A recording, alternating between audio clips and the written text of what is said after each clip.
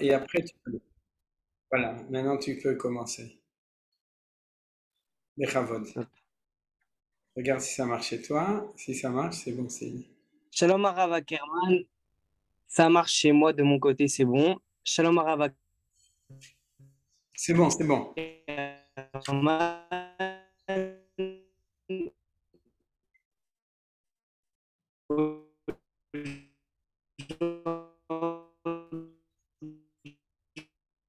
on se retrouve donc pour un nouveau cours sur la tfila. On n'entend pas bien du On tout. n'entend pas du bon. tout. Mais c'est pas grave, l'écart, j'espère qu'on m'entendra. C'est bon. Parce que, à moins mais de toute façon, j'enregistre. Donc, même si son enregistrement n'est pas supérieur à le mien. Ok, Besséder, Astodaraba, le représentant de Johan Lilmod. Je sais même pas comment tu t'appelles. Et, ok, alors on va commencer. Alors, bonjour à tout le monde, ceux que j'ai déjà salués Bonjour. et ceux qu'on voit maintenant, ou ceux qu'on voit pas, mais qu'on sait qu'ils sont là. Et Tacher Yeshnov et Tacher Enenu. Et je vais tout de suite ouvrir donc le screen pour commencer. Euh, alors, comme vous le savez, puisque Baruch Hashem, on est des habitués. Vous êtes des habitués, apparemment moi aussi. Je suis habitué, on se retrouve. Donc, on continue le cours sur la tfila. Et ce soir, je voudrais le dédier tout spécialement. D'abord, comme chaque semaine, à Michel et Gérald Sananès, Zichronam Livracha. Mais dès qu'il fera nuit, ce sera le Yartzai de mon père, Avi Mori Moshe Yitzhak Ben Mordechai, le Chet Tammuz. Donc, je veux aussi dédier spécialement le shiur à Leilou Nishmato. Et aussi, Myriam a demandé, donc Leilou Nishmat, Jocelyne Chana Batsimcha Touati. On peut dire Madame Touati. Si on dit Madame Touati, je crois qu'il y a pratiquement au moins 70% des gens ici savent de qui on parle. C'était une femme qui avait, c'est une femme qui a fait énormément. Elle écoutait les cours de la Midreshet. En plus, ouais. Et qui a fait beaucoup de chesed dans sa vie, qui habitait à Yerushalayim pendant de longues années, et qui est niftera l'année dernière, donc aujourd'hui c'est Yom Pekidat Shenata. Et ceux qui sont dans le mois, dans l'année, Victor Chaim Dar Ben Duna, Nelly Bat Rachel, Olga Faigi Bat Leib, Yvonne Sarah Bat Fanny et Claude Moshe Ben Adel. S'il y en a d'autres que j'ai oubliés, je suis désolé. Et le Refoua Shlema de Chana Ben Zion, qui on les souhaite, et de Rav Yaakov Naon.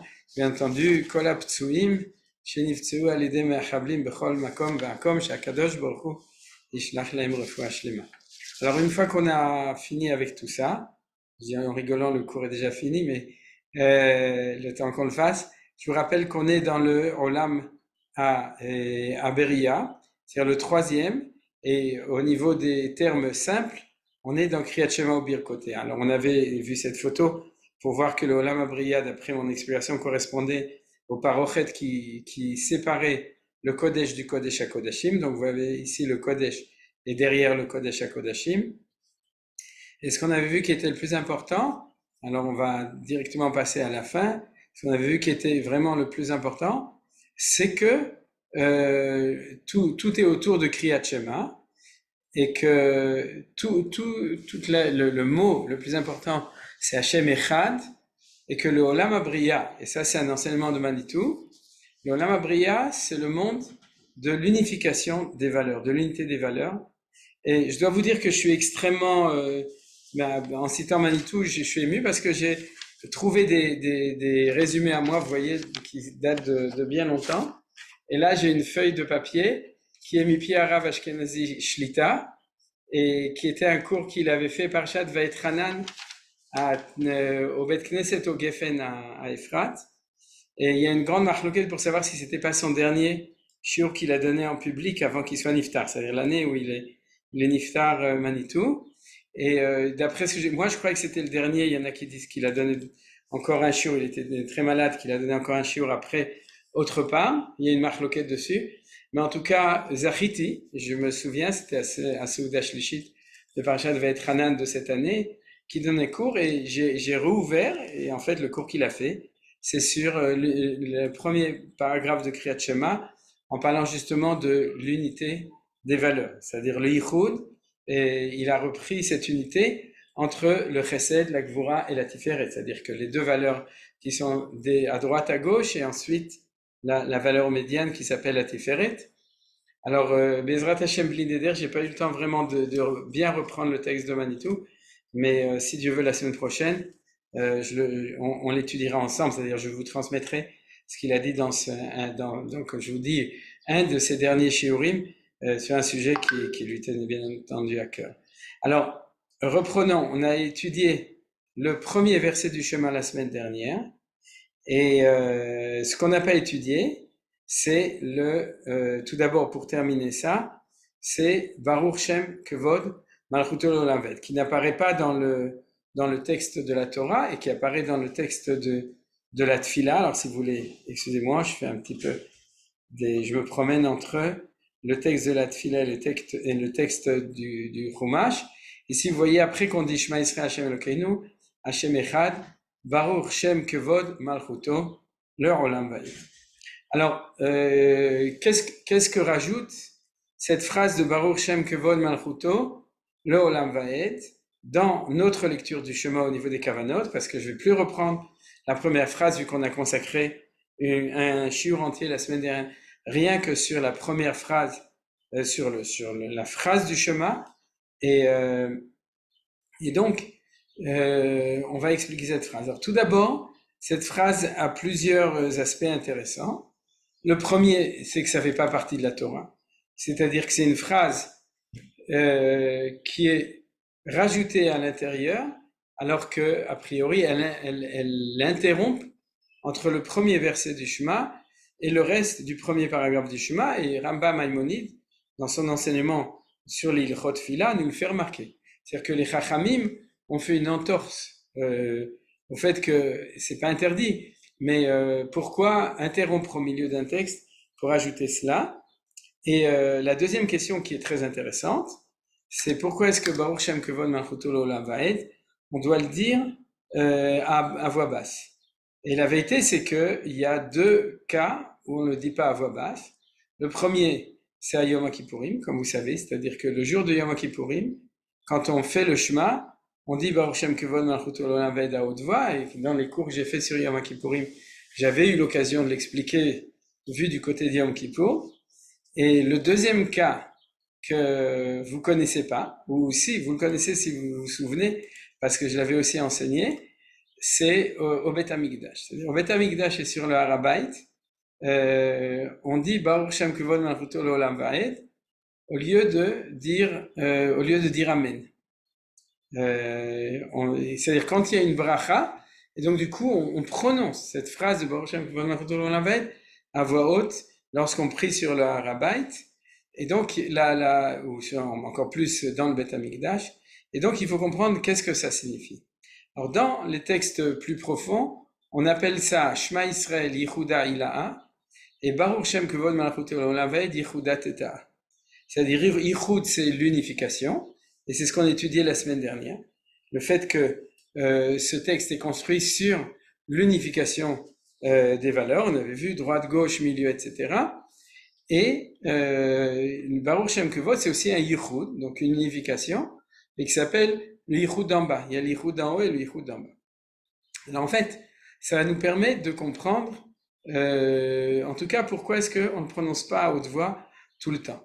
Alors pourquoi? Parce que si vous voulez, et j'en profite pour donner, non pas vraiment une réponse, mais la semaine dernière à la fin, Shulamit avait demandé si on pouvait parler de la bracha. Et je lui avais dit que peut-être qu'on en parlera, mais la vérité, c'est pas l'endroit central pour parler de ça. Mais vous avez ici le mot Baruch, vous voyez, c'est-à-dire que contrairement au Shema, dans le Shema, il n'y a pas le mot Baruch. On aurait pu imaginer, il y a des brachot avant. Les deux brachot d'avant, la première qui commence est par Baruch, qui finit par Baruch, Baruch Ata Hashem Yotzer HaMeorot. La deuxième qui termine par Baruch Ata Hashem Abocher Bama Yisrael Be'ava. La troisième, Baruch Ata Hashem Gal Yisrael, c'est-à-dire la notion de bracha dans le Shema existe, mais c'est peut-être pas le point essentiel.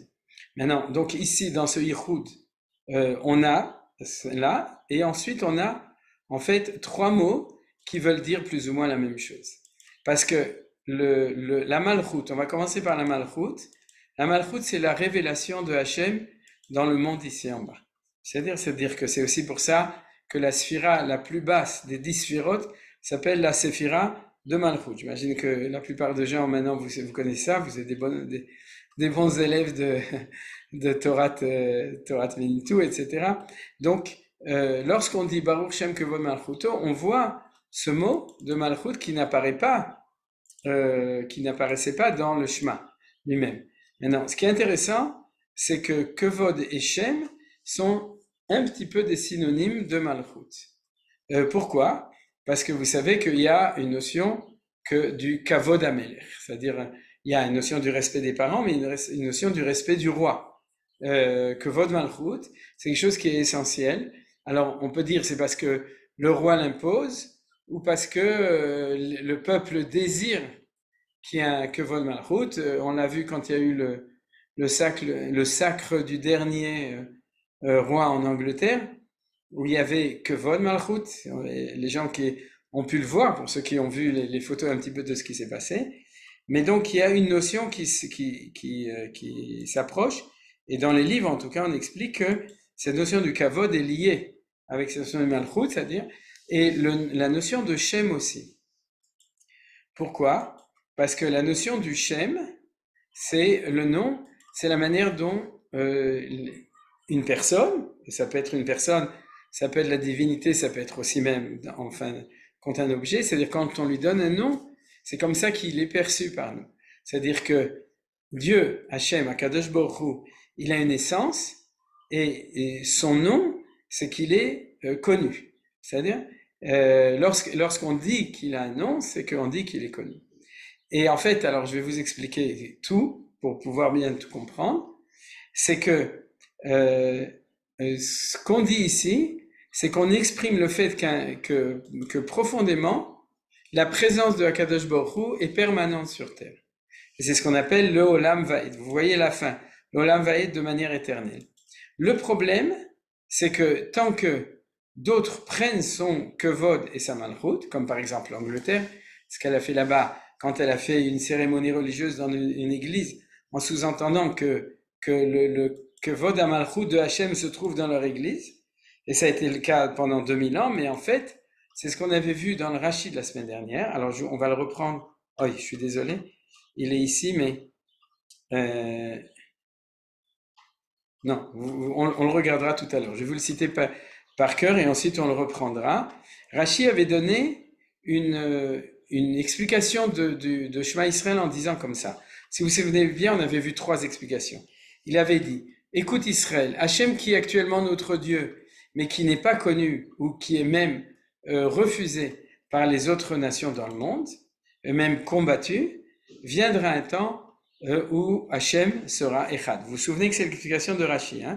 C'est comme ça qu'il lisait les 3 phrases. Et on avait signalé que Rashi avait donc une explication de ces 3 phrases du Shema, qui est une explication du processus historique. On pourrait dire, écoute Israël, Hachem Elokeinu, qui est pour l'instant que notre Dieu, parce qu'on est en période de esterpanim, ou de galout, ou de non-acceptation, ou de non-diffusion possible de la vérité du nom de Hachem, viendra un temps où il y a Hachem Echad.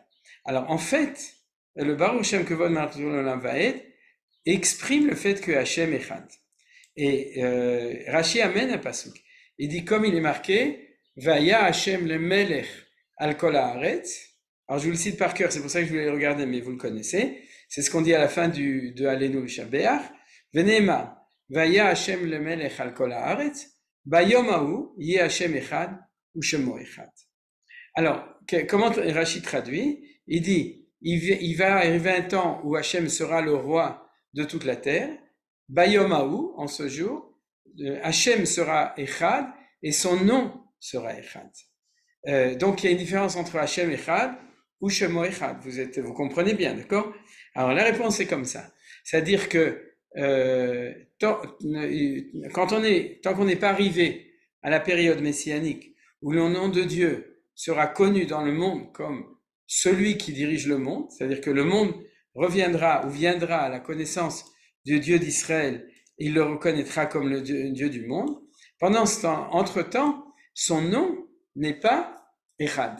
C'est-à-dire Hachem est Echad, mais son nom n'est pas Echad. Vous me suivez, d'accord? C'est-à-dire que son nom, c'est qu'il est connu. C'est comme, si vous voulez, aujourd'hui, nous, on sait que c'est lui qui dirige de manière permanente, mais si vous lisez le journal ou les informations aujourd'hui, c'est dans l'internet, c'est-à-dire c'est là où les choses ne sont pas toujours tellement nettes, mais vous verrez que son nom est caché.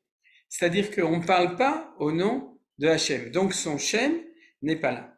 Alors, cette phrase, Yehuda Teta'a, c'est l'unité qui apparaît dans le monde. C'est pour ça que, en haut, dans Shema Yisrael Hashem Kenu Hashem Echad, on est dans la théorie. Et quand on dit Baruch Shem Kevod Malchuto Leolam Vaed, c'est qu'on affirme que, sauf même si les gens ne le disent pas, il est de manière permanente sur ce monde. C'est pour ça qu'on appelle le Yichud d'en bas, c'est-à-dire quand il atterrit en bas. C'est pas qu'il est moins important, c'est qu'il est sur terre, c'est qu'il descend sur terre. Or, comme on vient de le voir dans Rashi, tout ça, ça n'arrivera véritablement que les Atid Lavo. C'est-à-dire que quand les nations reconnaîtront, alors il y a Hashem Echad ou Shemo Echad. Hashem Echad, c'est la première phrase du Shema, ou Shemo Echad, c'est le Baruch Shem Kevod Malchuto, le Olam Vaed. Alors, les Juifs ont la chutzpah d'affirmer que Akadosh Baruch Hu, Shemo Echad, le Olam Vaed. C'est-à-dire que c'est lui qui est le roi du monde tout le temps. Puisque c'est quelque chose qui est refusé par le monde dans ce temps, de notre temps, c'est-à-dire notre temps, ça a commencé avec je dirais avec Caïn qui pose des questions à Dieu, où est-ce que tu es? C'est-à-dire Dieu lui demande où est-ce qu'il est, et puis après il lui demande. Ça va être par Nimrod qui va jeter Abraham dans la fournaise parce qu'il ose dire que Hachem, il est Melech Haolam, etc. Et ça va continuer. Donc, de crier à haute voix, Baruch Shem Kevod Malchuto Leolam, qui est une vérité qui n'est pas révélée, à ce moment-là, c'est dangereux. Pourquoi c'est dangereux? Parce que je vais dire quelque chose de très, très, très grave, de blasphématoire. C'est-à-dire que celui qui est le porte-parole à haute voix du nom de Dieu dans le monde en tant que conquérant, je dirais l'islam et le christianisme, ça sous-entendrait que c'est là-bas que se trouve le Shem Hashem. Donc, on n'a pas le droit de le dire à haute voix. Vous comprenez? C'est-à-dire que ce qu'on appelle dans le langage de Chachamim, Zemeorer Kitrug. Ça éveille une opposition dans le monde des anges, mais quand on parle du monde des anges, c'est par rapport à la réalité. Tu ne peux pas affirmer la vérité que tu connais, que Hachem est présent partout, dirige tout, parce que si tu l'affirmes, dans le monde d'en bas, on va te couper la tête, et dans le monde d'en haut, dans le monde des idées, ça va être mal interprété, et dans le monde d'en haut, dans les anges, il y a quelque chose qui marche pas, c'est ce qu'on appelle Kitruga Malachim, c'est-à-dire que les anges, ils sont mécatrek dessus. Alors pendant toute l'année, on le dit, mais on le dit bécheket. C'est-à-dire on n'a pas le droit de le dire. C'est en fait, quand le fait qu'on le dit bécheket, on dit, on sait que c'est la vérité, mais viendra un temps où on pourra le dire à voix haute. C'est à ce moment-là, quand il y a Hashem Echad ou Shemo Echad, on dira Baruch Shem Kevod Malchuto Leolam Vaed à voix haute. Est-ce que les choses, elles ont été bien comprises? Oui? Baruch Hashem, il y en a un ou deux qui disent oui de la tête. Alors j'imagine que les autres aussi. Parce que sinon je peux expliquer encore un petit peu. Vous pouvez poser des questions, mais j'espère que c'est quand même bien expliqué. Donc vous remarquez que les mots sont... Yosef, tu veux dire quelque chose, Bechavod? Vas-y. Oui, le troisième moment où on le dit, c'est quand on dit le schéma devant quelqu'un qui est en train de mourir. Ah, il a fait. On le dit à haute voix. Il a fait. Et comme je suis pas assez de Havra Kadisha, alors... Non, mais c'est la même idée quand même, je crois, oui, non? C'est la même idée. C'est-à-dire qu'à ce moment-là, on peut le dire. Parce qu'en fait, comme disait Manitou, Tov Shem Tov Yom Amavet Miyom Ivaldo, c'est le jour où la personne s'en va qu'on sait pourquoi elle était venue dans le monde. C'est-à-dire qu'on sait en fait quel était son Shoresh Neshama et pourquoi il est apparu. Donc le nom de Hachem qui est dans sa Neshama, on peut affirmer qu'elle était là, quoi. Et c'est comme ça que tu as compris aussi, Yosef. Chazak ou Baruch. Merci beaucoup. Toda Rabba. Chazak ou Baruch, en plus, comme c'est le Yartzai de mon père, donc je te remercie de faire quelque chose qui relie avec des choses pas très joyeuses, mais Zetov, Leilou Nishmato, Toda Rabba. Alors donc, vous avez compris. Shem, Kevod, Malchuto, c'est comme trois mots qui disent la même chose. La présence, le nom, donc tel qu'elle est exprimée, perçue dans le monde, et du coup, Yesh Kavod.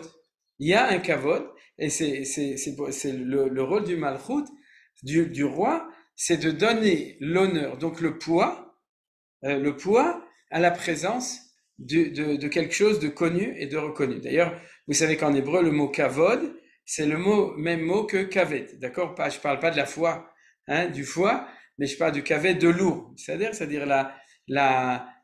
quand tu donnes du kavod à quelqu'un, tu lui donnes plus de poids, plus de présence dans le monde, plus de solidité dans le monde. Et le contraire, et on le voit dans la parashat Shavua, j'avais déjà cité, le contraire du kavod, c'est la kelala.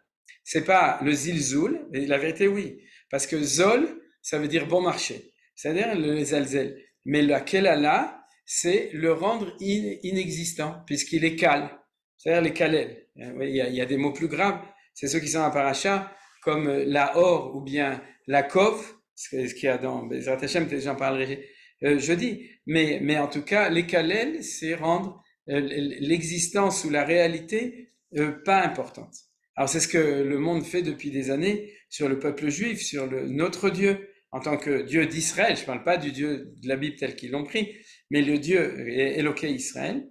Et donc le contraire, c'est lui donner du poids. Donc vous voyez que ces trois mots, c'est la même chose. Et quand tu dis Leolam Vaed, tu ne peux pas le dire à haute voix, sauf dans ces trois cas. Ça, alors on va reprendre. Dans le cas de Yom Kippour, je ne l'explique pas, parce qu'en fait c'est le seul jour de l'année où on dit que le Satan n'est pas là, etc. On peut dire une vérité qu'on n'a pas le droit de dire, en général parce que personne ne peut l'entendre, et à Yom Kippour, il n'y a pas de kitroug. Les avocats de l'accusation, ce qu'on appelle la praklitout, ils sont aussi au Bet Knesset apparemment, donc ils nous embêtent pas, et ça c'est la première chose. Le deuxième, c'est ce que Yosef a souligné de très beau, et le troisième, c'est au Bet Hamikdash. C'est-à-dire qu'au Bet Hamikdash, dans l'enceinte du Beth Amikdash, la vérité se voit. À ce moment-là, on peut dire Baruch Shem Kevod Malchuto Olam. La dernière fois, je vous parle souvent de ça. C'est pas parce que je monte pas souvent sur le Harabait, mais la dernière fois que je suis monté, il y avait une tfila tzibourite et puis il y avait des brachot et les gens répondaient Baruch Shem Kevod Malchuto Olam. Donc vous voyez qu'on est dans les temps messianiques, parce que d'entendre ça sur le Beth Amikdash, c'est de savoir que il y a une révolution dans la révolution dans la révélation de Hakadosh Baruch Hu dans le monde, même si ça se fait un petit peu en silence et qu'il n'y a que 30 personnes qui sont là pour le dire ou pour l'écouter, c'est quelque chose, ça prouve que le Olam Vaed est en train de se révéler. Der Hagav, quand on chante Ana Bechor Gedulat Mincha au moment de Kabbalat Shabbat, il vaut mieux, tout le monde dit à voix haute, peut-être que c'est un signe des temps aussi, mais sinon, il vaut mieux pour les gens qui réfléchissent à ça, dire Baruch Shem Kevod Malchuto Olam Vaed aussi, en silence. Mais comme le minag aujourd'hui, c'est de le dire à haute voix, donc minag Israël alacham. Alors, j'arrive au mot barour, qui était la question de Shulamit. La notion de bracha, ça c'est du Manitou, c'est, on dit pas, je te bénis à Kadosh Baruch Hu. Je dis juste deux mots, parce que Shulamit, tu avais demandé. D'accord, c'est pas Louis de Funès, Ken. Je les mettrai les dimanches et je te bénis. Non, c'est-à-dire que et quand on dit pas Ani mevarech otra, c'est-à-dire quand on dit Baruch ata Hashem, c'est pas Ani mevarech et Hashem. C'est-à-dire, Manitou disait toujours que dire Baruch, c'est tu es la source de la bracha. Tu es la source de la bénédiction. C'est-à-dire que quand on fait une bracha, on est là pour permettre à on pourrait dire le Ratzon Eloki, la volonté de Hakadosh Baruch Hu, de donner à son monde, c'est-à-dire de donner à son monde, d'allaiter son monde, d'influer son monde, de donner du bien dans son monde. Et faire une bracha, c'est créer un cli pour lui permettre de bénir. C'est pas du tout, je te remercie ou je te bénis, etc. Ça, j'imagine que vous connaissez peut-être, c'est-à-dire que je l'ai entendu dans les cours de Manitou plusieurs fois. Je peux pas vous citer quel cours de quelle année, etc., ou à quel endroit, mais c'est des choses faciles à retrouver. Et donc là, on comprend le rationnel à cet endroit-là. Pourquoi? Parce que si son nom est connu par le monde, si jamais sa malchoute est reconnue, et s'il y a du kavod, c'est permettre à la bracha de résider dans le monde. C'est-à-dire, tant qu'il y a un refus, alors il n'y a pas une possibilité de vraiment descendre la bracha dans le monde. C'est ce qu'on appelle la malédiction des temps d'exil, etc. C'est-à-dire que le jour plus le nom de Dieu va se révéler dans le monde, plus il y a de la bracha, et plus il y a de la bracha, et plus le nom de Dieu se révèle dans le monde. L'État d'Israël est un état de bracha, dans le deuxième sens du mot état. D'accord? C'est un état de bracha. On voit qu'il y a une bracha spéciale pour le peuple juif, et on voit que le monde entier, depuis 150 ans, est sorti, surtout petit à petit, disons qu'il y a encore le tiers-monde, etc. Mais le monde sort petit à petit de la famine, etc., de beaucoup de choses, et se développe de plus en plus vite. Donc, il y a de plus en plus de bracha. Après, il faut la diviser comme il faut savoir quoi en faire. C'est-à-dire qu'il faut savoir ce qu'on en fait, etc. Mais dans une vision objective des choses, il y a plus de bracha, et donc il y a un lien entre Baruch, Shem, Kevod, Malto, le Olam Bay. Alors, qui est-ce qui a dit cette phrase pour qu'on la rajoute dans le Kriyat Shema? Ceux qui l'ont dit, et ça, je le reprendrai la semaine prochaine, justement parce que Manitou en parlait. Ceux qui l'ont dit, c'était les enfants de Yaakov qui l'ont dit à Yaakov Avinu. C'est-à-dire dans le Midrash, ce Midrash qui est amené dans tous les Midrashim, donc on sait que c'est un Midrash, si vous voulez, officiel, et c'est pour ça qu'il apparaît dans la Halacha, dans le Kriyat Shema. Lorsque Yaakov rassemble ses enfants, à ce moment-là, il leur pose plusieurs questions un petit peu gênantes, et à ce moment-là, il lui répond, Shema Israël, écoute Jacob, puisque Yaakov s'appelle Israël, Hashem Elokeinu, le Dieu qui est notre Dieu à nous tous, Hashem Echad. Vous vous souvenez que je vous ai dit au nom du Maharal que Echad, c'est la gématria de 13, c'est les 13 tribus. Alors je rajouterai d'après ce Midrash, l'un Aleph c'est Yaakov, Echad c'est les 12 tribus. C'est moi qui le dis maintenant, c'est-à-dire j'ai pas une source pour ça. Mais si vous voulez, ils ont dit Yaakov, ton Dieu, c'est notre Dieu à toutes les tribus, chacun d'une manière différente. Donc la révélation du nom Hashem, Be'achdout, se fait. Et à ce moment-là, qu'est-ce que répond Yaakov? Baruch Shem Kevod Malchuto le Olam Bayit. Et le Rambam dit, c'est parce que la version originelle du Shema n'est pas celle qui est marquée dans Dvarim, mais Moshe Rabbeinu en fait a fait un copy-paste du pasuk de Shema Israël tel qu'il le connaissait depuis Yaakov Avinu, c'est-à-dire que c'était une tradition qui se transmettait par oral, que lorsque Yaakov est parti de ce monde et qu'il a rassemblé ses enfants lui ont dit cette phrase et qu'il a répondu Baruch Shem Kevod Malchuto l'Olam Bayit, et Moshe Rabbeinu l'a dit dans le livre de Dvarim en citant le Shema Israël de Yaakov Avinu avec ses 12 enfants. Donc, Maïmonide dit, puisque c'est comme ça, alors la phrase que Yaakov a répondu, les sages ont dit, il faut la mettre dans le Shema, bien que c'est pas marqué dans la Torah. C'est-à-dire que dans la Torah, il est marqué Shema Israël, Hashem Elokeinu Hashem Echad, Ve'ahavta et Hashem Elokecha. Et ils l'ont rajouté pour donner une autre dimension, qui est la dimension des patriarches, et pas seulement la dimension de Moshe, au moment où les enfants d'Israël rentrent en Eretz Israël, et où il leur rappelle les 10 paroles, comme on l'a étudié, vous vous souvenez, dans le texte il y a 2 semaines. Si je peux me permettre, c'est une interprétation personnelle de comprendre pourquoi c'est tellement important, c'est parce que dans le microcosme, ce qu'on appelle le Maaseh Avot, c'est-à-dire dans l'équation première de Yaakov et ses enfants, qui est Israël et les Béné Israël, puisque ses enfants s'appellent les Béné Israël, c'est-à-dire la cellule la plus petite d'Israël et de ses enfants, c'est Yaakov et ses 12 enfants. Après ça, Béné Israël, ça va devenir Am Israël. À ce moment-là, le projet de révélation du nom de Dieu a été réussi. Et comme il a été réussi dans cette cellule, il va réussir dans le peuple juif, et ensuite il va réussir dans le monde entier, dans un projet d'histoire. Et puisqu'il a été réussi, alors Yaakov a pu dire à ce niveau, Baruch Shem Kevod Malchuto l'Olam Bayit.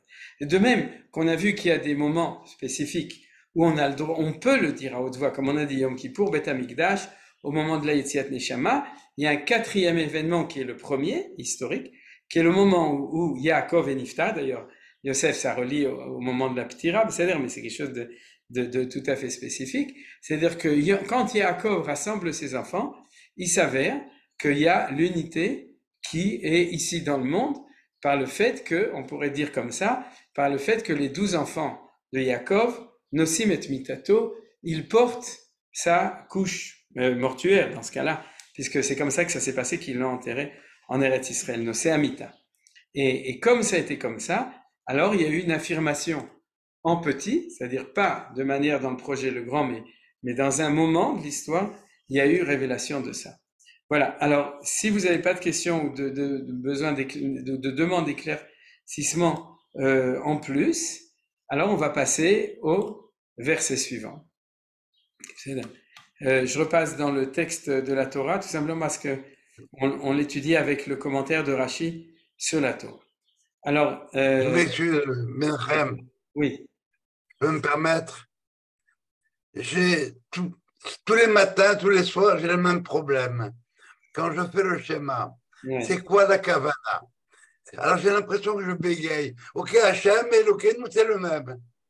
Est-ce que ça suffit comme kavana? Ou quelles sont les implications du fait que ce soit le même?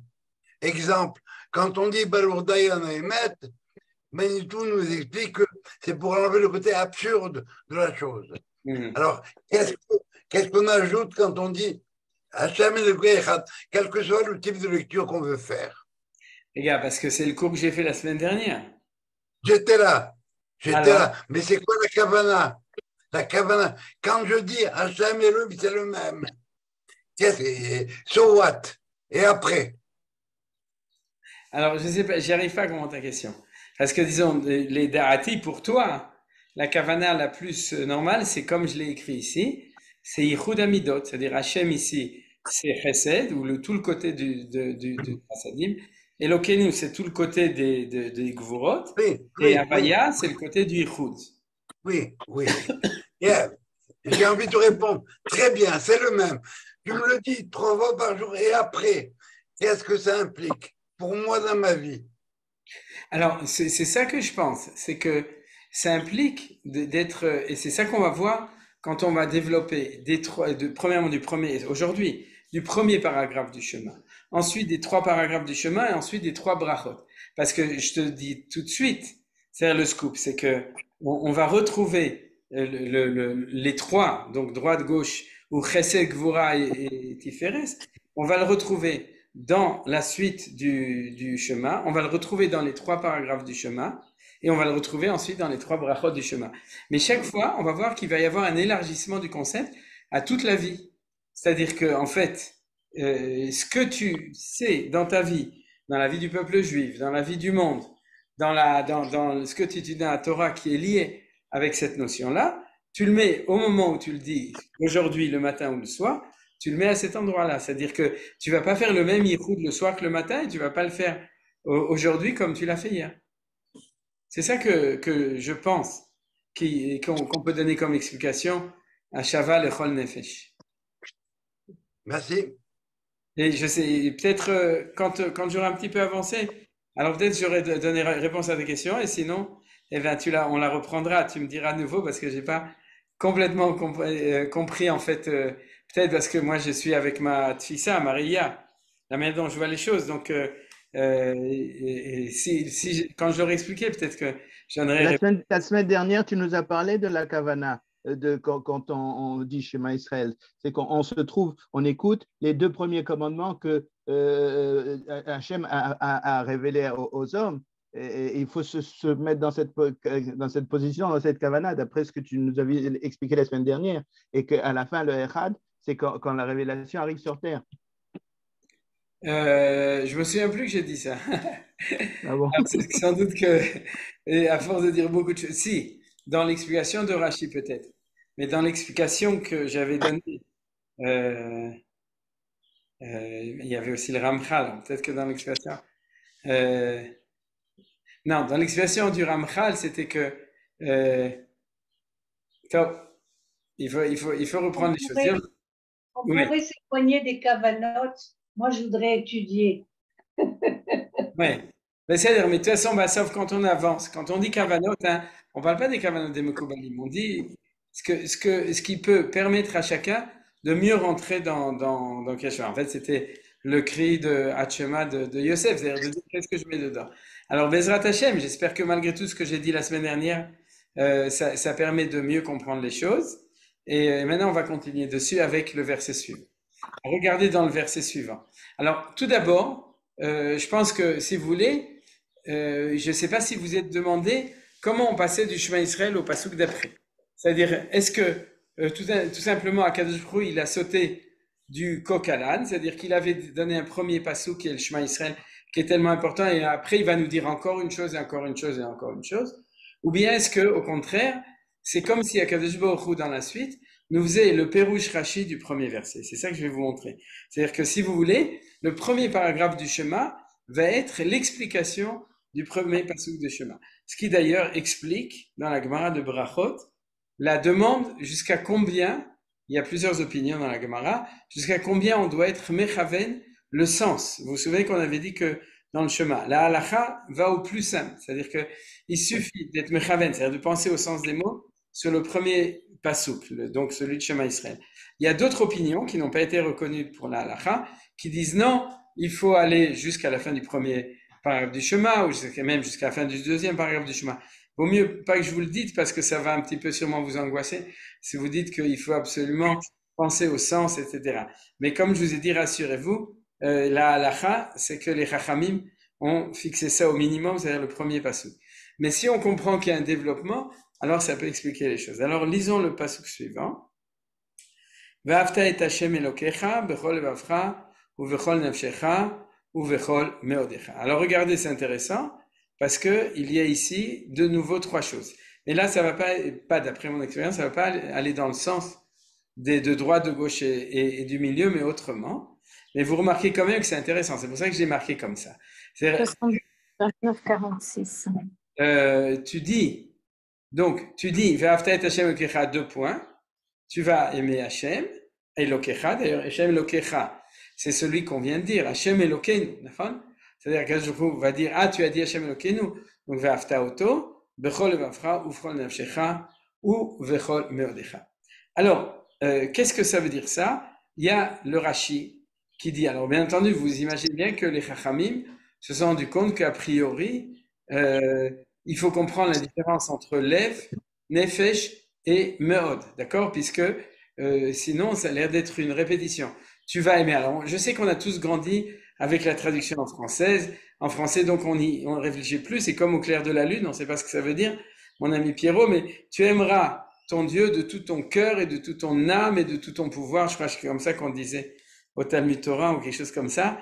Mais il faut un petit peu s'arrêter de regarder les choses comme ça, avec ce qu'on a appris quand on était enfant, et d'essayer de réfléchir. Qu'est-ce qu'il y a de spécifique? Alors, on va voir ce que dit Rashi.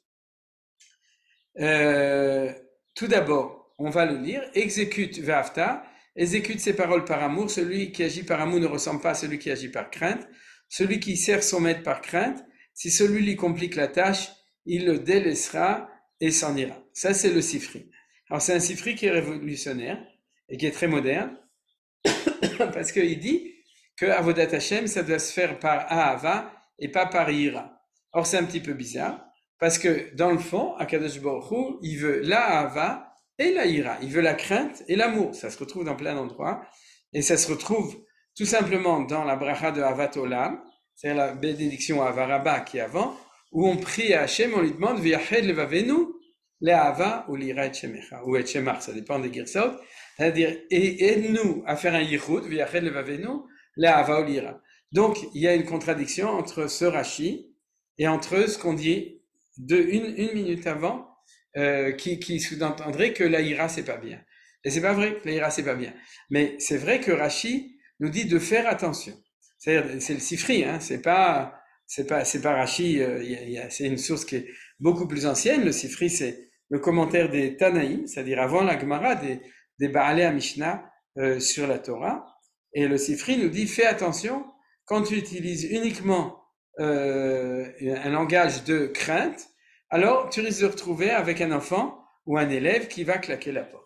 C'est vrai que on a beaucoup vu ça, mais c'est pas pour autant que c'est garanti que si tu fais tout par Ahava, que ça va réussir. Hein. On sait très bien que si c'était si simple, ça fait longtemps qu'on aurait trouvé les formules pédagogiques universelles. Mais en tout cas, si à cet endroit, les Chachamim l'ont dit, c'est qu'à cet endroit, la vertu de Ahava est plus importante que la vertu de Ira. Vous comprenez, c'est ça la réponse. C'est-à-dire, de manière générale, c'est vrai qu'il y a aussi, mais ici, il y a une insistance spécialement sur la Ahava. Alors, on continue. de tout ton cœur, levavecha écrit avec deux bêtes. Vous voyez? Ici, c'est connu, c'est qu'on peut dire libecha, c'est-à-dire ton cœur avec un seul bête, et ici, il y a marqué levavecha avec deux bêtes. Et qu'est-ce que ça veut dire ça? Le fait que Hachem est à cet endroit, dit Rashi avec tes deux penchants, c'est-à-dire, il ne faut pas que ton cœur soit divisé à l'égard de Hachem, mais je vais garder la première, avec tes deux penchants. C'est celle-là qu'on va étudier aujourd'hui. Donc, le fait que c'est clair, c'est-à-dire que le cœur n'est pas uniquement un muscle qui sert à la respiration. Le cœur, c'est le lieu des sentiments. Ouais. Comme on dit, le cœur a ses raisons, que la raison ne connaît point. Donc, le cœur, c'est l'endroit des sentiments dans la Torah, pour Chachamim. Ça, c'est clair pour la Torah, pas pour Chachamim. Pour Hachem lui-même, lorsqu'il parle du cœur, il ne parle pas du cœur physiologique, il parle de l'endroit des sentiments. Et si on nous dit que dans les sentiments, il y a deux bêtes, c'est-à-dire il y a deux côtés, il y a le cœur droit et le cœur gauche, c'est que c'est Yetzeratov ve Yetzerara. D'accord? C'est ce qu'on appelle les deux penchants en français, mais en hébreu, c'est Beshne Yitzrecha. D'accord? Yetzer, c'est pas un penchant. Yetzer, c'est une énergie vitale, d'accord? Puisque c'est du mot de litzor, créer des choses, faire des choses, transformer des choses. Mais il y a le Yetzeratov et Yetzerara, et qu'on nous dit il faut l'aimer des deux. On continue, et de toute ton âme, dût-il te prendre la vie. C'est un petit peu étonnant. D'accord? C'est-à-dire que on t'a dit Shema, et on te dit que tu dois aimer Akadosh Baruch Hu bechol nafshecha. Et alors, ça s'explique avec le mot bechol. C'est-à-dire c'est total. Quand est-ce que ton nefesh, et vous vous souvenez que le nefesh c'est la vie. Par exemple, on dit qu'il y a dam ou un nefesh. C'est-à-dire que le sang qui est le véhicule de la vie dans le monde s'appelle dam ou un nefesh. C'est ou avayi adam le nefesh chaya. Nefesh chaya, c'est la vie. Donc, si on dit kol levavcha, c'est que tu dois aimer Hachem de toute ton nefesh. Donc, ça veut dire que tu dois être prêt même à sacrifier ta vie. C'est ce qui est marqué ici. Et de tout ton pouvoir, Rachid dit, de toute ta fortune, il écrit de tout ton pouvoir, parce qu'il écrit devant qui leur argent compte plus que leur propre personne. Ça, c'est une première explication. Autre explication, on va retenir celle-là. Autre explication, de tout ton pouvoir. Alors, c'est pas du tout pouvoir, parce que le mot me'od là va être lu, non pas me'od dans le sens, au-delà de l'être, il y a le bien. Le bien, c'est me'od, c'est le plus, c'est le superflu, je dirais, c'est-à-dire ce qui est au-dessus. D'accord? Ça, c'est la première explication. Le mot me'od, c'est qu'il y a tov et il y a tov me'od. C'est-à-dire l'être et le me'od de l'être. Le me'od de l'être, c'est notre avoir et non pas notre être. Par contre, la deuxième dracha, elle dit que le mot me'od, il faut enlever le aleph, elle vient du mot de mida. Mida, c'est une mesure. Et donc, c'est quoi de tout ton pouvoir? Donc, pas du tout traduction pouvoir, c'est pas du tout la traduction, mais bechol me'odecha, de toutes les mesures. Alors, c'est quoi de toutes les mesures qu'il t'applique? Qu'elle soit une bonne mesure ou une mesure punitive. C'est-à-dire que tu dois aimer Hachem. Quoi qu'il t'arrive des bonnes choses ou qu'il t'arrive des mauvaises choses. Parce qu'on ne parle pas des midotes de l'homme, là, ici. On aurait pu. Bechol me'odecha, dans toutes tes midotes à toi, mais on ne dit pas du tout dans toutes tes midotes, on parle des midotes que Hachem, les mesures, c'est vrai aussi, en français ça se traduit bien comme ça, d'accord, dans toutes ces mesures. C'est-à-dire, comme on dit, il va falloir prendre des mesures. Vous vous souvenez? Alors, il ne faut pas amener un mètre quand on dit ça pour mesurer la pièce, d'accord, on comprend très bien que prendre des mesures, c'est mida. D'ailleurs, pas une très bonne mida, mais ça peut aussi s'utiliser peut-être en français de manière positive. Donc, c'est ça qui est marqué. Et du coup, Rashi amène un pasouk où il dit que David Amelech a réalisé ça, puisqu'il a dit Kos Yeshuot Esa Ushem Hashem Ikra. C'est-à-dire, je soulèverai la coupe du salut Yeshuot Ushem Hashem Ikra.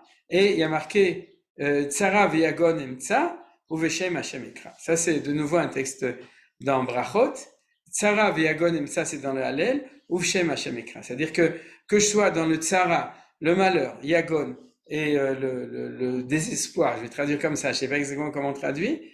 Ah, la tristesse, chagrin et tristesse, c'est comme ça qu'ils disent, ça va. Et Shem Hashem ekra. C'est-à-dire que je sois dans le bien, dans des bons moments ou des bons événements qui me sont donnés des mesures de Hashem, ou des mauvais, Shem Hashem ekra, je m'en souviens.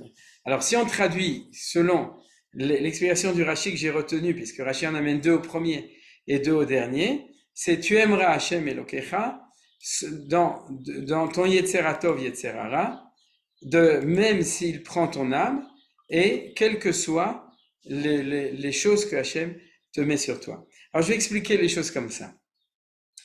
Et vous allez voir que du coup, on va comprendre comment est-ce que c'est la suite du premier paragraphe du chemin. Alors, Pardon, je peux dire quelque chose? mais bien sûr, Quand on la a première fait le phrase du chemin, oui. schéma d'Israël, le schéma, donc il y a plus une connotation cladite, c'est-à-dire on était un élément du clade d'Israël, puisque c'était la révélation du Sinaï, donc c'était plus du côté de la crainte. Tandis que là, Elohecha, c'est plus un lien direct et plus individuel, une connotation d'amour. Il a fait mieux.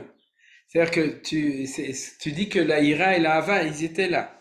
C'est-à-dire au moment du Mahamad Har Sinaï, c'était dans la crainte, c'était le moment de la ira, et quand on le c'était collectif aussi. C'était comme collectif et c'était hyper puissant, c'est-à-dire c'était trop révélé. Et quand, avec le recul, on fait le chemin, à ce moment-là, il y a une décantation, il y a quelque chose de plus personnel, de moins maïem, de moins, comment on dit en français, maïem, qui est moins menaçant, et à ce moment-là peut apparaître la hava. C'est une très belle explication. Toda rabba, Shulamit, j'adhère à 100%. Donc, pour revenir juste à l'explication, il y a une Gemara qui dit, dans ma Masechet Yoma, qui dit ou Satan, ou Yetzerara, ou Malach HaMavet. Alors, je le traduis en français. Le Satan, l'ange de la mort, et le Yetzerara, le mauvais, la pulsion, c'est pour le mal, le Yetzerara, c'est le même. Alors, c'est un petit peu difficile à dire, parce que le Malach HaMavet, l'ange de la mort, il a son job, comme disait Manitou. Et il a sa définition. C'est difficile de dire que le Satan se trouve à l'intérieur de notre cœur, là où on a notre mauvais penchant. C'est même ridicule et c'est pas vrai. Et puis, ça veut dire quoi le Satan? Alors, pour le Satan, on va utiliser la Parashat HaShavua, puisque le seul endroit dans le Chumash où la notion, je crois, c'est le seul endroit, hein, ceux qui ont un Google Chumash dans la tête le confirmera, c'est lorsque le Malach Hashem, il empêche Bilam de passer, il se met en face à son grand étonnement. Oui, parce que c'est son Aton qui s'était arrêté, son ânesse, qui l'a empêché de passer. Donc, et il dit, le Satan, ça apparaît deux fois. C'est-à-dire que le Malach Hashem m'a empêché de pouvoir continuer mon chemin. Alors, je vais vous expliquer la phrase de Chachamim pour revenir, ou Satan ou Malach HaMavet ou Yetzerara. C'est-à-dire qu'en fin de compte, dans le monde, il y a les deux tendances à l'intérieur de notre cœur, dans le cosmique qui est la vie et la mort, et dans ce qui nous arrive comme événement. C'est-à-dire que ce qu'on sent à l'intérieur de nous, il y a le côté droit, le côté gauche, il y a le Yetzeratov et le Yetzerara. C'est le bien et le mal à l'intérieur de l'homme. Vous êtes d'accord avec moi? C'est-à-dire que c'est le bien et le mal dans le vécu subjectif de chacun. D'ailleurs, il n'y a que l'homme qui l'a, bien entendu. Les animaux n'ont pas de Yetzerara, ils n'ont pas non plus de Yetzeratov, du coup. C'est ce qui fait la spécificité de l'être humain. C'est-à-dire que chacun a en lui-même son Yetzeratov et son Yetzerara. Et puis, il y a les malheurs. D'accord? C'est pas le bien et le mal que je fais, c'est le bien et le mal que je vis, que je subis ou que je reçois. D'accord? Alors ça, c'est la Nagat Hashem. C'est pas la liberté, c'est au contraire, c'est la manière dont Hashem nous donne ce qui est bien pour nous, que ce soit du bien ou que ce soit du mal. Parce que tout est pour le bien, tout est le Tova, que ce soit du bien ou du pas bien, mais c'est ce qui nous arrive, et c'est valable pour l'individu, c'est valable à chaque moment, c'est valable pour chaque société, pour le monde entier, etc. C'est-à-dire, ça, c'est ce qu'on appelle Bechol Mida ou Mida Shumoded Lecha. C'est-à-dire chaque chose qui arrive. Et il y a du bien et il y a du mal. C'est-à-dire que lorsque Rashi le dit, lorsqu'il parle des deux penchants, il le dit aussi. La seule chose qui est un petit peu étonnante dans cette explication, c'est de toute ton âme dût-il prendre ta vie. Mais en fait, ce qui est sous-entendu, c'est ce qu'on connaît. C'est-à-dire que, en fait, quand on dit Bechol Nafshecha, c'est Nefesh Chaim, c'est-à-dire que tu dois le servir dans toute ta vie, et même si à un moment, c'est plus la vie, c'est la mort. C'est-à-dire, et à ce moment-là, l'ange de la mort, c'est le Malach HaMavet, et les anges de la vie, il y en a plein. C'est pour ça qu'il n'y a pas un Malach HaChaim, c'est-à-dire il y a plein de Malach HaChaim. C'est-à-dire que tous les anges qui participent à la vie, ils sont des sous-anges du Sar HaChaim, je dirais, c'est-à-dire l'ange de la vie. Et la vérité, c'est que sans doute il n'y en a pas, maintenant que je réfléchis, c'est Hashem Elokei Elokim Chaim. C'est-à-dire il n'y a pas d'ange de la vie, c'est Akadosh Baruch Hu, Shem Havaya, qui est la source de vie, comme disait Josie Eisenberg. Et donc vous avez ici, quand on dit ou Satan ou Yetzirah ou Malach HaMavet, c'est qu'on nous dit que dans le monde, il y a du bien et du mal, il y a le bien et le mal à l'intérieur de nous, il y a le bien et le mal dans ce qui arrive dans le monde qui est dirigé par Hachem, et puis il y a le bien et le mal au niveau absolu dans l'existence, qui est la vie et la mort. Et donc du coup, qu'est-ce que nous dit la Torah ici et dans le Passouk? Elle nous dit que tu dois faire un yichud, c'est-à-dire, tout à l'heure Yosef il demandait à quoi je dois penser quand je dis echad, que je dois unifier. Ben c'est très simple. Il y a beaucoup de gens qui n'arrivent pas à unifier leur tendance au bien ou tendance au mal. C'est-à-dire qu'ils se disent le mal c'est mal, le bien c'est bien, le mal faut le tuer, d'accord? Et puis il faut faire être Oved Hashem qu'avec le bien. Or nous savons dans l'enseignement de Chachamim, c'est pas comme ça. C'est-à-dire que comme tout, c'est ce qu'on appelle le Yetzer, c'est-à-dire l'énergie vitale qui se trouve à l'intérieur de l'homme, il faut prendre toute cette énergie pour en faire du bien. Mais si on a des pulsions, des énergies qui sont a priori, qui sont dans la direction du mal, eh bien c'est bien qu'elles sont là, parce que même elles, il faut l'utiliser pour le bien. Je vais vous donner un exemple, par exemple. Si quelqu'un a une pulsion de frapper et de tuer, d'accord, eh bien elle peut être utilisée à bon escient, il suffit qu'il aille servir dans Mishmar HaGvul, c'est-à-dire, et à ce moment-là, ça sera servi à bon escient. Si quelqu'un, c'est ce que la Gemara dit dans Maseret Shabbat, à la fin, s'il y a quelqu'un qui a une tendance comme ça, alors il faut qu'il sache shochet ou moel, d'accord? C'est-à-dire que s'il est shochet, il va devoir casser les os des animaux, et donc il aura l'os à moel. Et c'est comme ça qu'il va faire les deux choses ensemble. Et donc c'est-à-dire ce qu'on appelle prendre une pulsion qui est reconnue comme une pulsion négative, mais elle peut être utilisée pour le bien. C'est ça qui a marqué Bechol Levabecha. Qu'est-ce qu'on fait dans ce cas-là? On a réussi à faire un yichud entre le Yetzer HaTov et le Yetzer Hara, les deux bêtes qui sont ici. Et puis c'est la même chose. On vit dans le monde où il y a un monde où il y a de la mort et où il y a de la vie. C'est-à-dire, eh bien, il faut savoir qu'il y a du bien là-dedans, il y a du bien comme ça. C'est difficile à dire, mais c'est ce que du type prendre ta vie, c'est l'histoire de Rabbi Akiva, qui disait Kol Yamai, toute ma vie, j'ai attendu de pouvoir faire Bechol Nafshecha, Afilu Notel et Nafshecha, et il n'est pas mort en disant Bechol Nafshecha, il est mort en disant Shema Yisrael Hashem Ekenu, V'yatsa Nishmato, sa neshama, elle est sortie au moment où il a fait Echad, parce que il voulait faire le Yichud de Bechol Vafra, il avait réussi à le faire, il voulait faire le Yichud de Bechol Meodecha, il avait réussi à le faire, et le seul qui, à son niveau d'exigence, il n'avait pas réussi à faire, c'est Bechol Nafshecha. Ce qui confirme ce que disait Yosef, c'est aussi la raison pour laquelle, au moment où la Neshama s'en va, on ne dit pas Todaraba ou Leitraot ou Ayakef, ou bien au contraire, Hashem Yahazor, on dit Shema Israël. C'est-à-dire, peut-être qu'on ne s'est pas tous demandé pourquoi, au moment de Yetziat HaNeshama, que ce soit le Niftar s'il peut le faire, ou que ce soit les gens qui sont là au moment de Yetziat HaNeshama, on dit Shema Yisrael Hashem Elokeinu Echad, parce qu'en fait, il y a, sans le vouloir bien entendu, parce que c'est un moment difficile, il y a le Bechol Nafshecha qui apparaît à ce moment-là, Filu Notel et Nafshecha. Et le cœur physique même est divisé en deux grandes parties. Quoi? Les oreillettes et ventricules. Le cœur physique lui-même, il est divisé en oreillettes, ventricules.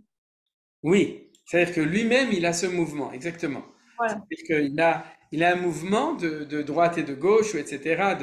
C'est-à-dire il y a, mais c'est uniquement au niveau physique, mais c'est un machal qui est vrai. Alors donc, qu'est-ce qui s'est passé? Akadosh Hu dit, tu vas te demander, c'est quoi le Echad le plus important? C'est-à-dire tu fais Hashem Echad. C'est quoi le Echad le plus important? Eh bien, je vais t'expliquer. Il y a 3 Echad le plus important. C'est comment tu vas gérer le bien et le mal que j'ai mis en toi, parce que c'est Akadosh Baruch Hu qui l'a mis à l'intérieur de l'homme.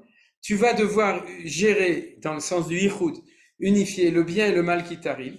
Des fois, il t'arrive du bien, des fois, il t'arrive du mal. Et de dire, c'est pas le Satan qui m'a amené le mal et Dieu qui amène le bien, c'est Akadosh Baruch Hu.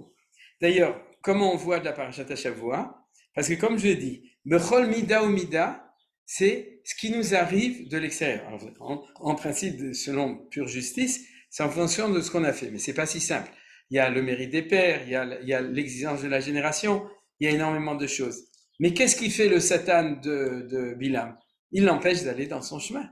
C'est-à-dire c'est un vrai Satan. C'est-à-dire que en fait, c'est une mida chez Modet le Bilam. C'est-à-dire qu'il influence sur les décisions de Bilam pour l'empêcher d'aller. C'est ce qui nous arrive quand on reçoit quelque chose de bien ou quelque chose de mal. C'est-à-dire qu'il nous dirige ou il nous oriente ou il nous aide de l'extérieur pour ça. Or, c'est ça la différence entre le Satan, le Malach HaMavet et le Yetzer Hara. Ou bien le Malach, ou le Kochot HaChaim, les forces du bien de Chaim, et le Satan, dans ce cas-là, c'est un bon Satan. C'est ça qui est marrant. Parce que c'est pas le Satan, puisque c'est Malach Hashem. Et regardez dans Rashi qui disait, c'était un ange de Rachamim qui voulait empêcher Bilam pour le sauver. Donc en fait, c'est ça qu'on appelle un Satan. Un Satan, c'est quelque chose qui influence dans ta vie pour te permettre ou t'aider à réussir ce que tu dois réussir. Alors ça peut être dans un sens ou dans l'autre. Il faut arrêter de dire que le Satan, c'est le Satan, c'est un méchant. C'est celui qui est la Mida ou Mida, Shachem Ashpia. Vous voyez, c'est d'Afka une très bonne preuve. C'est que le seul endroit où dans la Torah on parle du Satan, c'est pour nous dire que c'est un Malach Hashem, c'est un ange de miséricorde, un ange qui influence pour faire du bien. Alors, donc, on va tout comprendre et on va terminer le cours aujourd'hui, Baruch Hashem, en ayant étudié un pasouk, non, deux, Baruch Hashem Kevod et Ve'afta. Chaque fois, je me promets que la prochaine fois, on ira plus vite. Alors, c'est promis que la prochaine fois, on verra plus de choses, c'est vrai. C'est-à-dire qu'on va parler des 3 paragraphes du Shema, si Dieu veut, la semaine prochaine. Mais en tout cas, pour ici, vous avez tout compris. C'est-à-dire que de dire Echad, c'est une avoda, c'est quelque chose à faire sur soi-même de toute sa vie, de réussir à faire le yichud du Yetzer Tov, du Yetzer Hara, bekol, et c'est ça la notion du kol, d'accord? C'est-à-dire que même quand on dit bekol nafshecha, c'est pas la mort, la prise de la vie totale, c'est dans la vie et dans la mort, dans tout, d'être capable de trouver Akadosh Baruch Hu et de fonctionner comme ça. Et Bechol Modecha, on voit que le mot Bechol y apparaît, puisqu'en fait, c'est dans les 3 endroits, il n'y en a pas d'autres, où se trouve l'unité de l'apparition de Akadosh Baruch Hu dans le sens du bien et du mal qui arrive dans le monde. Alors, pourquoi le mot Va'afta? Parce que ça, c'est déjà une réponse qui est très importante, j'ai vu aussi que le Nazir, Rav David HaKohen, dans le Kol Voix, j'ai la référence, mais je l'ai pas devant les yeux, donc je ne peux pas vous donner le chapitre et l'endroit exact, mais il parle beaucoup du Shema, le Nazir, Rav David HaKohen. Il dit que, contrairement au monde, si vous voulez, philosophique ou occidental, qui pense que l'unité des valeurs va pouvoir se trouver dans l'intellect, il dit non, l'endroit où il peut se trouver, c'est dans le Olam Haregesh, c'est-à-dire dans le monde du sentiment, c'est là que se trouve le lieu de l'unification des valeurs. Et pas dans on peut et on doit faire des choudim, rechercher comment expliquer pourquoi Hachem, pourquoi cette chose était pour le bien, pourquoi cette chose qui était bien éventuellement en est moins, et pourquoi de toute façon Akadosh Baruch Hu se trouve Bechol Mida ou Mida, dans chaque chose. Le Sechel est là pour nous aider. Mais là, le vécu de la chose va se trouver dans le Regesh. Et dans quel Regesh? Dans la Hava. C'est-à-dire que c'est quoi l'amour?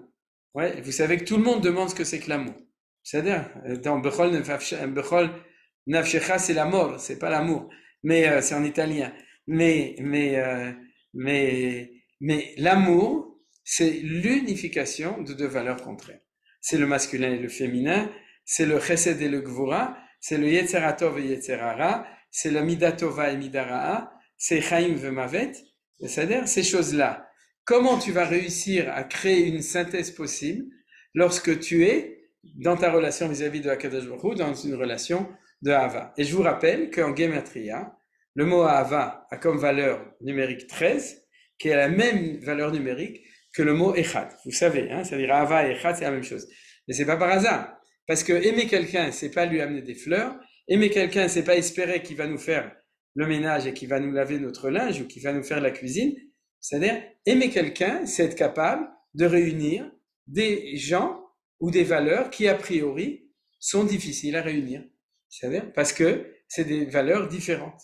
Et si c'est des valeurs différentes, il faut croire que c'est possible. Et la colle, comme il y a marqué Vedavak Beishto, c'est-à-dire c'est une colle, c'est-à-dire la colle qui fait coller les contraires, c'est ce qu'on appelle la hava. C'est-à-dire, c'est ce qui, comme on a dit, c'est ce qui fait le hiroud des choses. Donc en fait, ce qui est extraordinaire, c'est qu'Hachem, il dit Hachem Echad. Et comment je vais réussir? Premièrement, Ahava. Si jamais tu travailles sur ta Ahava, tu vas réussir. Et où je vais le réussir? Dans Bechol Evafra, Bechol Nafshecha ou Bechol Modecha. Vous avez compris? C'est-à-dire ce pasouk, c'est le Perush Rashi du Shema Israël.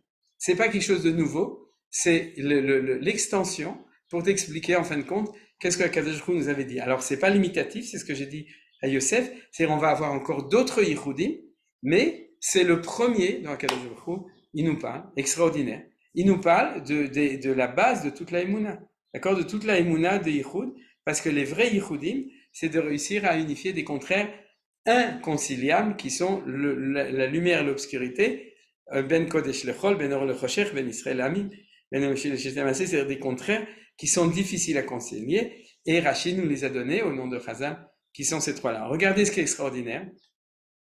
Alors là, il faut aller en arrière, et c'est par ça qu'on termine, parce qu'il est déjà 19h06, c'est que ça, c'est après le Shema. C'est-à-dire que Akadosh Baruch Hu nous dit, après le Shema, Va'afta et Hashem Elokecha. Mais qu'est-ce qu'il y a juste avant le Shema?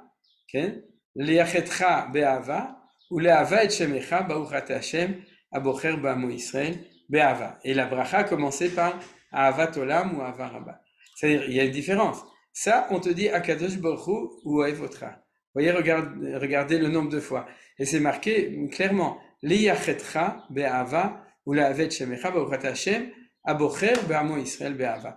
C'est-à-dire que comme Akadosh Baruch Hu dit qu'il a Avat Israël, alors on peut faire Shema, parce qu'on est garanti qu'Akadosh Baruch Hu Ohev est Amo Israël. Et à ce moment-là, il nous dit, et à ce moment-là, toi, tu vas réussir à faire ton Yichud à toi, qui est Va'afta et Hashem Elokecha. Vous vous souvenez que dans les tefilin de nous, qu'est-ce qu'on met?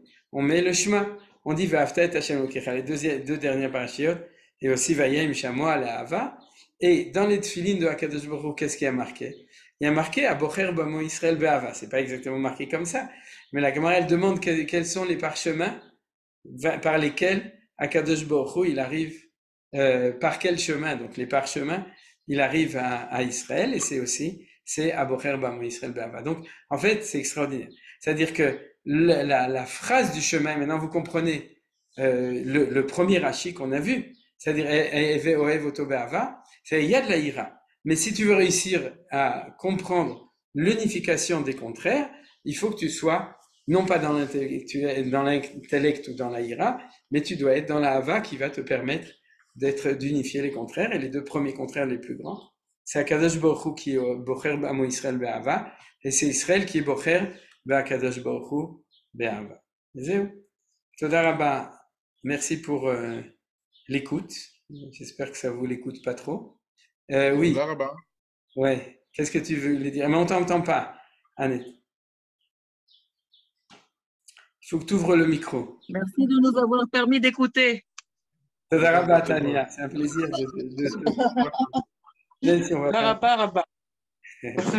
Mais il y a Annette Sigal qui veut dire quelque chose, mais elle ne sait pas ouvrir son micro. Annette, si tu veux qu'on t'entende, il faut que tu ouvres ton micro. Peut-être que le mafil, il doit ouvrir le micro de tout le monde. Ah, voilà, tu as ouvert, bien fait. Et je pourrais vous demander une petite question. Oui. Meodecha, il apparaît très, très rarement dans cette association, le Vav, Venefesh, Lev, Nefesh. Ce Modecha, il est très rare, non? Je me trompe ou pas? Oui, il est très rare. Et c'est pour ça que les Chachamim ont eu la puce à l'oreille. Ils ont dit à cet endroit-là, c'est pas quelque chose de spécifique. C'est quelque chose de spécial. Mais la vérité, le pshat, c'est la première explication de Rashi. C'est-à-dire le mot, c'est superlatif. Et donc, il est achid ce nom-là, à cet endroit-là, n'est-ce pas? Il est yachid, je crois. Oui, d'ailleurs, c'est yachid dans la mesure où ils ont enlevé le aleph pour être doresh comme ça. Ils ont dit parce qu'on ne savait pas quelle était l'origine. Je suis étonnée qu'il y a trois lettres dans chaque lettre, les vavra. Pourquoi ils ont doublé le bet? Pour avoir un équilibre poétique. moi je le crois, levavra. Alors évidemment, on peut en faire un cœur droit et un cœur gauche, mais levavra, nafshecha, meodecha, c'est trois lettres avec le chaf au dessous. C'est la. Alors ça, je voudrais vous proposer une autre fois, c'est de nous parler de la Géoula, parce que moi, ça me permet. Mais enfin, vous allez en parler un jour. Alors là, ici, la réponse, c'est que je parle que de ça toute la journée.